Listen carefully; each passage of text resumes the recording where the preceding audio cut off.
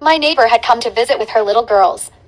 Her oldest, Wesley, had asked if she could ride a little riding toy I had there for my granddaughter. She was too big for the toy, but I didn't think it would hurt anything to let her play with it. I was very sick at this time with a dangerous, debilitating bone marrow disease.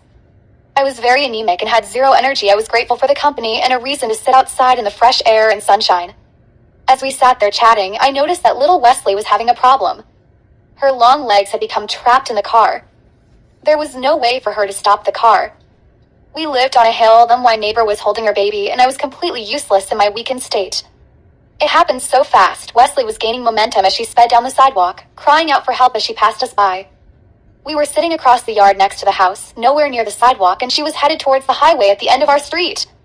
Other kids have died there on that exact stretch of highway. I can only say how I felt. There was no way for us to save this child. The feeling was beyond frantic. There was no possible way that I was going to watch this little girl who I adored die in front of me. My soul could not bear it. The next thing I knew, I was hovering over Wesley, grabbing onto her and pulling her onto the grass. Then it was as if I was folded in time back to where I was sitting next to my neighbor and her little baby. We looked at each other completely shocked. It felt like I just flew. I said, not sure what to even say. I just watched you fly. My neighbor replied. I didn't know I could fly. I said back.